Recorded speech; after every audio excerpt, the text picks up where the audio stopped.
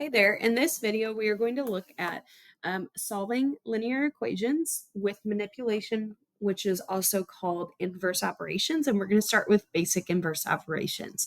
So you can manipulate equations to make it easier to find the solution.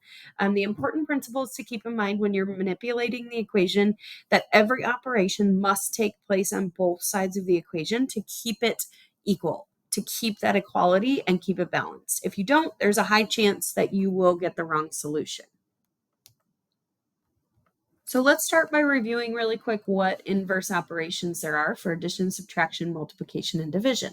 So the opposite or inverse operation for addition is going to be subtraction. The opposite for subtraction will be addition. So those are inverse operations of each other. Same concept with multiplication and division. So multiplication's inverse operation is division, and division's inverse operation is multiplication. So when we say they are the inverse operation, that means they undo each other. So for example, if I have an equation like we'll see in a second, like x plus 7 equals 3.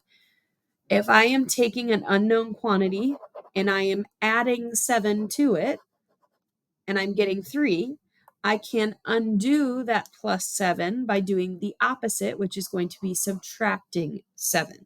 Now, we're going to talk about how we do that here in just a second.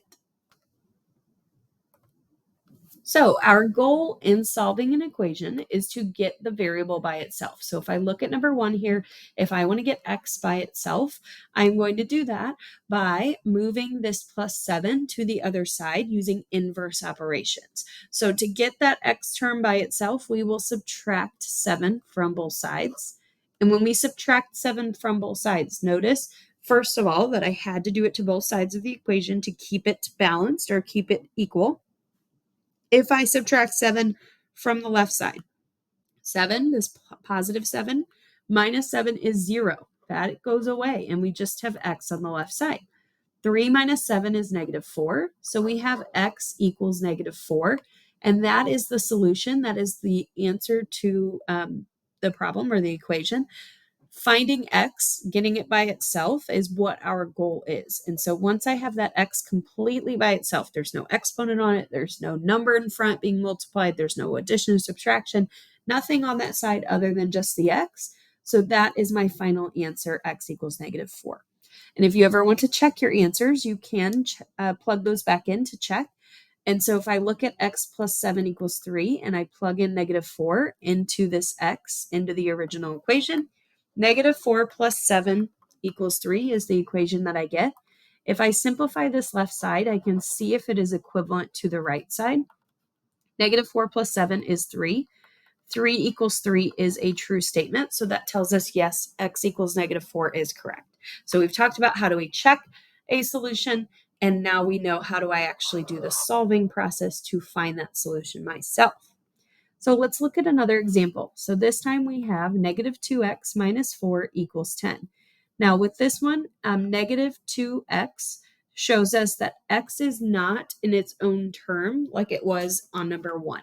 So not only is there subtraction after that x, it also has this negative 2 being multiplied. We are always going to start by getting rid of the addition or subtraction to the x term before we worry about getting rid of the multiplication or division in the x term. So let's go ahead and do the opposite of what's here. So minus 4, the opposite of minus 4 is adding 4 to both sides. So we are going to add 4 to both sides. When we do that, negative 4 plus 4 is 0. So that goes away. We just have negative 2x equals, and then 10 plus 4. 10 plus 4 is 14. So we now have the equation negative 2x equals 14.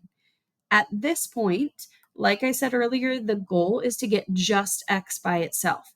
We have the x term by itself because we got rid of this minus 4. So this is on its own on the left side of that equation. But that doesn't tell us what x is. That tells us what negative 2x is equal to. So we need to now use inverse operations to undo this negative 2 that's with the x. Now, some people will mistakenly say, oh, I just add 2 to both sides. But that is not correct because negative 2 is not being subtracted from the x or added to the x. It is -2 times x. That is what that means when they're written next to each other. So remember we said the opposite of multiplication is division. So we are going to divide both sides of the equation by what is being multiplied by the x. So in this case, that would be dividing by -2. And if we divide -2 by -2, that is a 1. And so I would just have one x, or in other words, I would just have an x. I don't need to write that 1 in front. -2 divided by -2 again is 1, so that's where we get the 1x from. And then that equals 14 divided by -2 is -7. And so this would be our final answer. And you can always, again, check your answer by plugging it back in, and you will see that that does come out to be a true statement, which tells us that -7 is the correct answer for this problem. So now let's take a look at number 3 and 4. So with number 3, we have x divided by 3 equals 9. Now, technically, we do have the x term all the way by itself. There is no addition or subtraction after that term. However, x is not fully by itself yet because it has this divided by 3. So remember, a fraction bar really means division. So this is x divided by 3. And if I have x divided by 3, the opposite of dividing by 3 would be multiplying by 3. So we are going to multiply this left side and the right side by 3. And if I do that, I end up with 3x divided by 3 here. And then equals 9 times 3. 9 times 3 is 27. And 3x divided by 3. 3 divided by 3 is 1. And so that just comes out to be 1x equals 27. And that would be your final answer on number 3. And again, you can check it by plugging it back in and seeing 27 divided by 3 is 9. 9 equals 9. So that would work out. Now, number 4 is a little bit more complicated just because we're going to put in some distribution and simplifying by combining like terms before we actually use those inverse operations. So I'm going to start by distributing this 3 to each term in the parentheses. So 3 times x is 3x. 3 times 4 is positive 12. And then we still have minus x equals 30. Now that I've distributed, I see that I can combine this 3x minus x on that left side into one term. So 3x minus 1x is really going to be 2x. So I have 2x plus 12 equals 30. Now I have an equation similar to the ones we've been looking at. So if I want to go ahead and get the term with the x in it all the way by itself, I would need to go ahead and get rid of this plus 12 first. So I'm going to do that by doing the inverse operation. The inverse of plus 12 is minus 12. And if I subtract 12 from the left side, I need to do it from the right side. 12 minus 12 is 0, so that goes away. So I have 2x equals 30 minus 12 is 18.